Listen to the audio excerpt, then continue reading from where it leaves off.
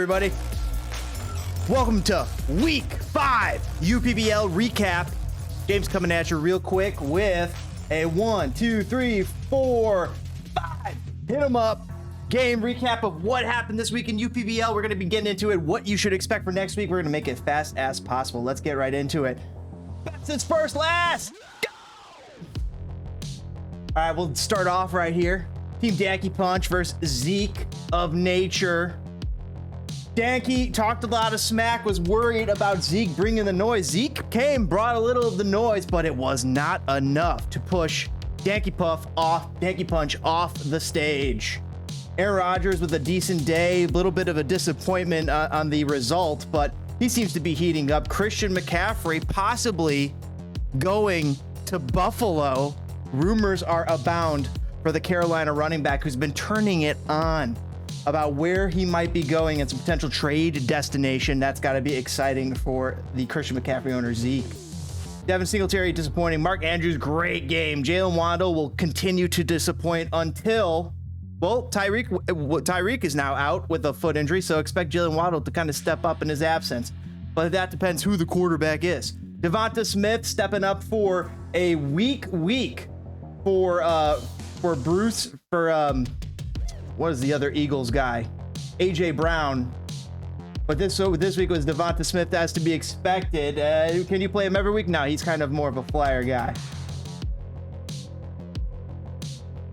Matt Stafford, you gotta play him every week for sure. Juju, he's a flyer. Adam Thielen, that's a thing, kind of a flex guy. Interesting he didn't play this week against the Chicago Bears, but maybe next week you're reaching back to form. Tyler Boyd, Mikey be getting more time with T. Higgins in injury.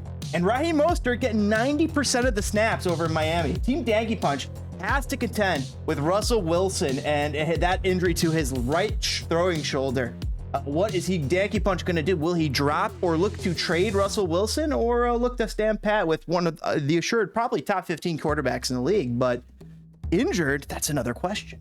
AJ Dillon, of course, the second fiddle there, and not someone you want to be able to rely on. Damian Pierce, though, Demon Pierce, as Danny likes to finally refer to him, as actually putting up a hell of a season and looking like a great little grab. Justin Jefferson, just wide receiver number 1 numbers. Love what you see there. Marquise Brown doing his best. DeAndre Hopkins numbers, Phil, and he's been getting 10 targets a game ever since he got called out Kyler that very first game. But we'll see what happens when DeAndre Hopkins comes back week 7, and who has him? This guy. Let's go. Khalil Herbert was an interesting play by Danky. I think he should have played Taysom Hill, and that's not just even in retrospect. It's just knowing that Khalil Herbert was probably going to be playing second fiddle to Montgomery after hearing that he was going to be coming back. So it was interesting that he didn't put forth his nice little snag in Taysom Hill right there, who did get 34 points. But, you know, you could be certainly forgiven. He could have maybe even played Zay Jones or Gerald Everett instead, and that would have been easily forgiven. And even though Gerald Everett only put 0.7 points, look at what he's been doing other times. Like, he's been Matt Stafford's sieve most of the time when it isn't Cooper Kupp, right? Moving on to the next squad here. Oh wait, so my assessment for next week, these two teams, good luck. Goon Squad having a down week versus Big Old Titties, who finished the week with second highest points. Big Old Titties making it happen without a quarterback. Pretty impressive stuff there from the doc. Cooper Rush putting up only 4 points. He would have been better off just playing Justin Fields, his natural starting quarterback, just sticking with the old variance there. Of course, Justin Fields seems to be figuring things out. Is stepping towards the right direction. Not huge steps, small, baby steps. Derrick Henry becoming Derrick Henry early in the season. Really out of character for Derrick Henry. We expect this to be week 8 to week 9, week 10. But we're getting that week 5, and he's just booming. Love to see that from Derrick Henry. Ezekiel Elliott becoming a bit of a hard to start player.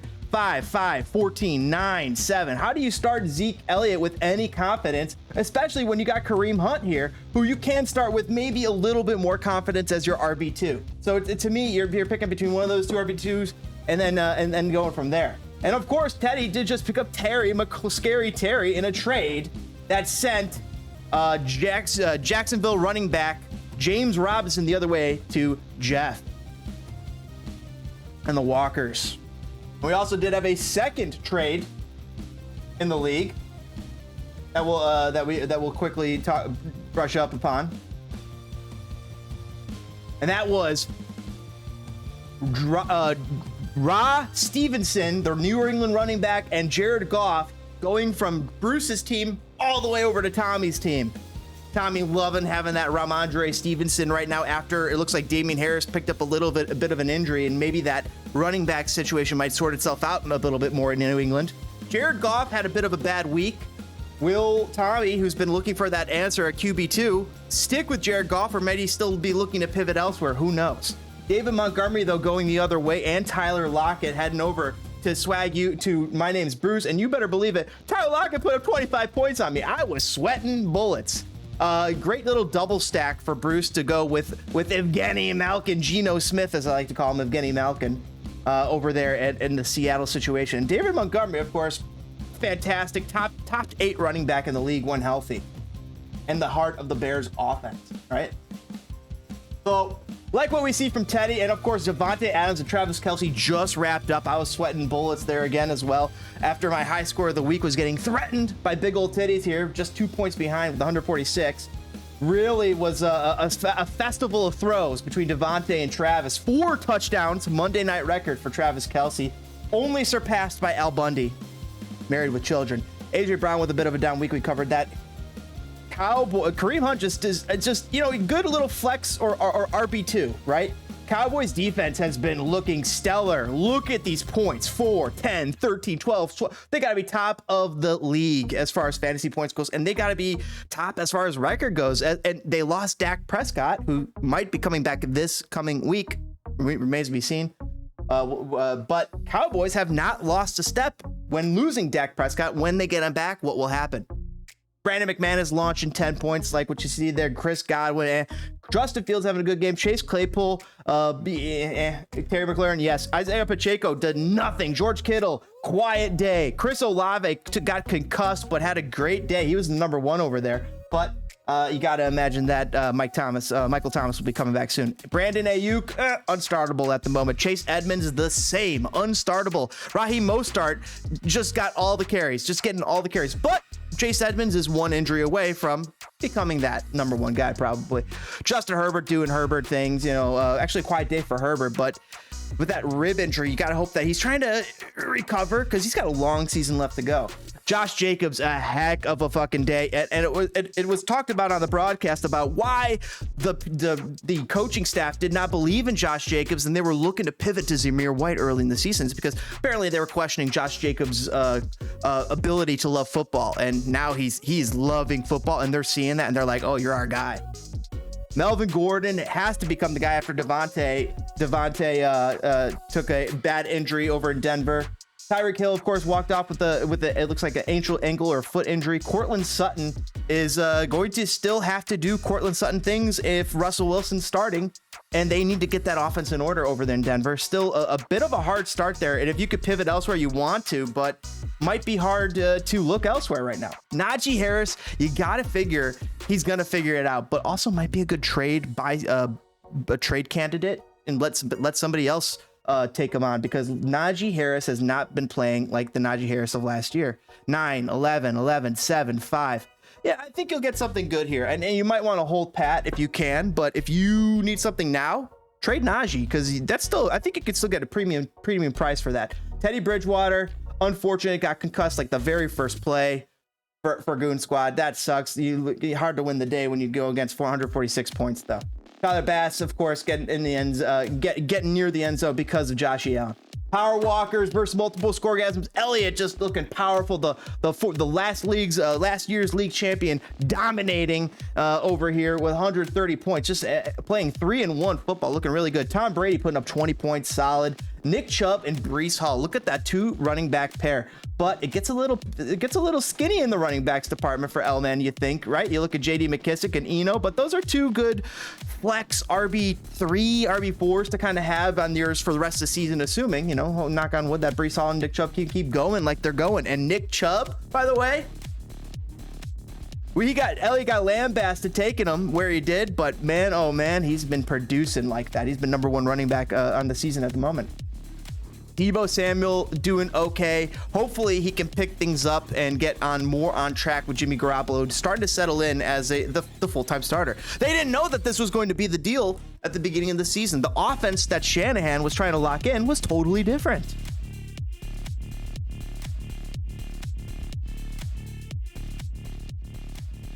Had to adjust that. Mike Williams doing Mike Williams things, like what you got to see between him and the connection that he's got with the Chargers quarterback. Ross St. Brown, quite weak for him after some large big weeks, but I think it was because he's coming back from an ankle sprain injury. So, you know, it remains to be, you expect him to come back on. Maybe this was the week to sit him, and you're going to think, oh, I'll sit him next week, but this was probably the week to sit him and let him play next week. Monitor practice, see how it goes. Trevor Lawrence, I think he's going to be fine. 10 points this week, but you know what? And against Houston, yeah, it's a division rival, so that could kind of, that's what you can chalk that up to. Packers defense looking quality, definitely good. One of the better defenses, and because they're keeping Aaron Rodgers in these games. Elijah Moore, TJ Hawkinson, Zach Ertz, JD McKissick, Benjamin, like that grab. Patrick Mahomes doing Patty Mahomes things, love it. Aaron Jones, the number 1 RB. Quiet day in London, but that's all right. James Robinson, 5 points. Actually, you wanted to start ATN if you did, but James Robinson is the bell cow back. Or he's getting the majority of the main carries anyway. ATN's getting the tosses. Mike Evans, 10 points, solid. He's, of course, Tom Brady's number 1 target. That continues, old, reliable. Christian Kirk with a quiet day, though. Of course, that could have everything to do with Houston and Lovie Smith shadowing, and his cover two just absolutely destroying Trevor Lawrence. Romeo Doubs had a quiet day. I think he'll be coming on later in the season. You know, I don't think he's going to be the wide receiver number 1. I think that's Allen Lazard, but Dobbs is going to be ascending, especially as some of the injuries mount up over there, like to Dotson. They have another Dotson, not Washington's Dotson, but they have another Christian or something like that. Christian Dotson. Anyway, Lamar Jackson, quiet day for him, 14 points, but still Lamar Jackson. You know, Lamar Jackson, Patty Mahomes, when they're putting up 30, 45 points combined, that's hard to beat. Jags having a good day. Riley Peterson, like what you see. Antonio Gibson and Brian Robinson. I mean, great smart play by Power Walkers to not play either and to withhold that. I think that was a great decision there. You got Rashad White on the bench. Tyler Higbee, nice little pickup. Yeah, but look at all these IRs. Elijah Mitchell, Cordell Patterson, Jameson Williams. So I don't know about Jameson. We'll see if he comes back, but there's been some other talent in Detroit that's been ascending. Moving on to Swag U beef and Jamaican Shamans. Jamaican Shamans take down Swag U. Derek Carr, 17 points. Derek Carr looking like a good top 12 quarterback. I like what you see there. J.K. Dobbins, not sure how you could rely on him as your RB1 right now. I mean, they're bringing him along slowly. It's like every other game. Miles Sanders, he's kind of your RB1 right now. But he is getting poached by Jalen Hurts. But you got to figure that there's going to be games where he's poaching Jalen Hurts touchdowns. Cooper Kupp, Stephon Diggs, lock him in, set him in, forget him. Tommy's gonna have to pivot from T. Higgins here, but he's got Dontrell Hilliard. He's got Ross Stevens. I don't think you're gonna pivot to Dontrell Hilliard, who's the backup to Derrick Henry, but Ross Stevenson, who's becoming the starter, might be a great one to pivot to, like that pickup. Nice little trade there by Tommy. Over on the Jamaican Shaman side, but it didn't end up for a win for either of those two traders between Sagu before Brucey. But meanwhile, over on the Jamaican Shaman side, we got Joey Ice. Put up 17 points in a loss, but still, he looked good doing it. Look, a little bit of improvement for Joe Burrow, although questions for Jamar Chase, questions for Joe Mixon, questions for the coach. I'm watching some of these decisions for Cincinnati. I'm like, run the ball in with Joe Mixon. It would have hurt me. I would have helped contribute to maybe me getting closer to losing. But there's silly decisions that they were not making that probably has to do with their ineffective offensive line unit. So watch out for Cincinnati. I remember last year, a couple of my fantasy guys were predicting a bad year for Cincinnati. They went and finished second in the Super Bowl. So, I mean, like, that was not shown to be proven. But the reason that they had predicted that was because of the offensive line. And maybe that's what happens this year. Also seems to be an issue over in Rams territory as well in LA. So something to watch out for, of course. Austin Eckler returning to Austin Eckler type things. Look at what he's done here the last 2 weeks. 31 points, 33 points. Absolutely stupendous. top of the pops back for Austin Eckler. Exactly what you drafted him for. Those first 2 weeks, you're like, 3 weeks, and then bam, bam, like a pendulum just comes down and slices them in half in the middle of an Edgar Allan Poe story. It's over.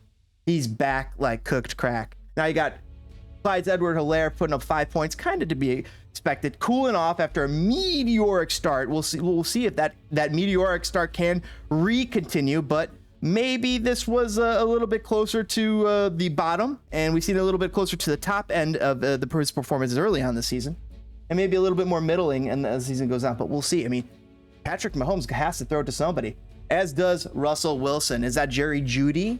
He didn't target him as much as Cortland Sutton, that's for sure. Robert Woods finally getting a couple receptions, finally trending upwards the last couple games, and then this game comes along, and then you go back and realizing it. Oh, he's Ryan Tannehill's number one guy, but he's not like a true number one. He's good, not the true number one, though. They're still trying to figure things out over in Tennessee Titansville.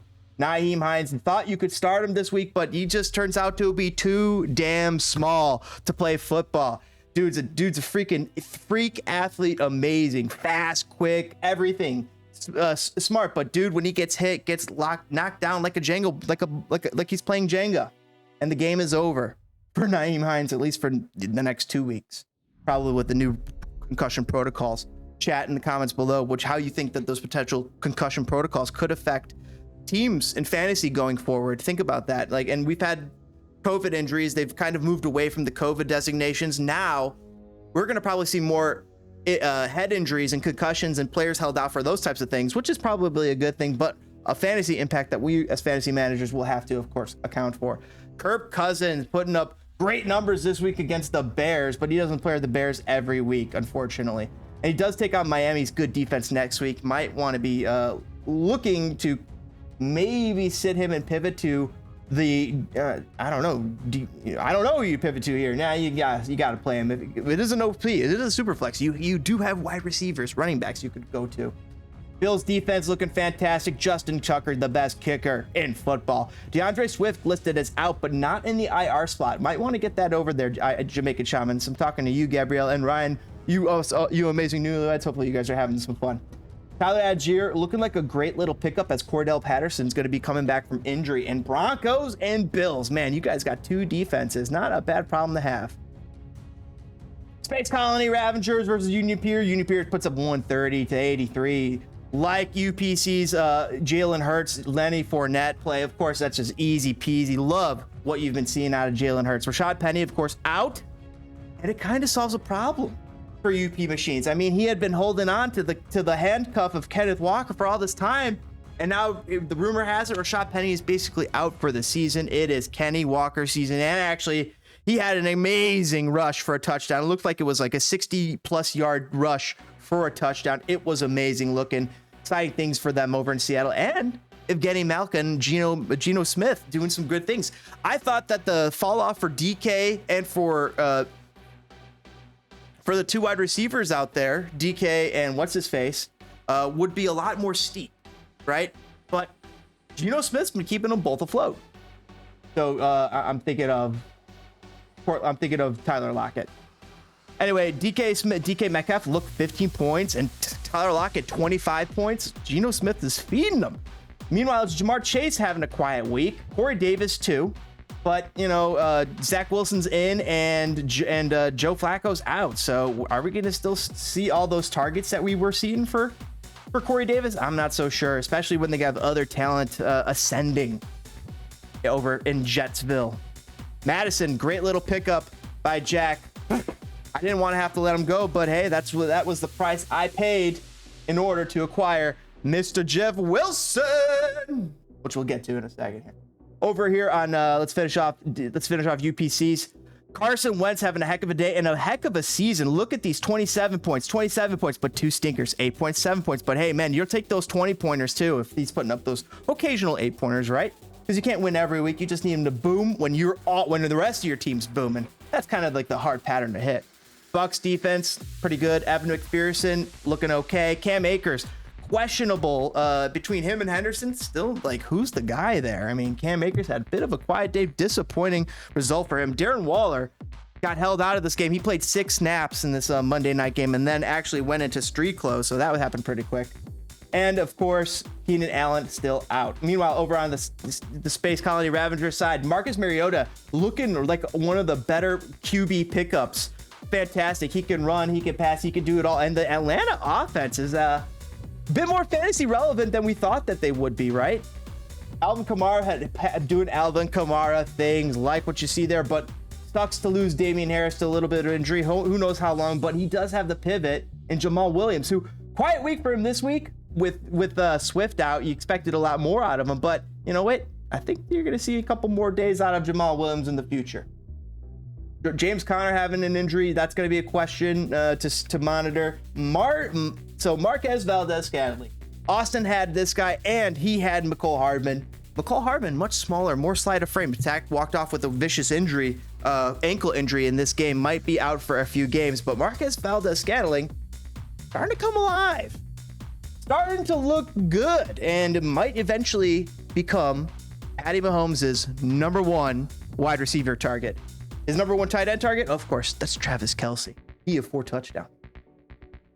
Ryan Tannehill putting up 11 points. Really awesome to have it come down to decide Marcus Mariota versus Ryan Tannehill after Dak Prescott returns here in the next week or two, right? That's going to be happening soon. The other thing is he could hold off on playing Dak Prescott immediately. He could kind of leave Dak Prescott, let him see what he does the first week, and then go from there if you want to risk that. It just depends what you want to do there. Garrett Wilson, quiet week for him. I expect him to ascend higher.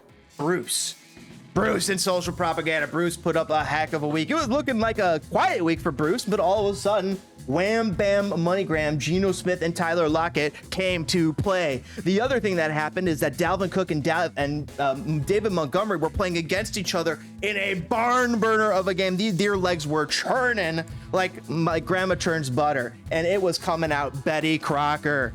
Guys, Andy Dalton sucks balls. We know that. I don't know why Bruce went there, but he tried. It was a good play. Maybe he should have gone for Michael Carter, George Pickens, who would have put up similar points. But I just don't know how you pivot to the Red Rifle with any confidence and not pivot to Taysom Hill.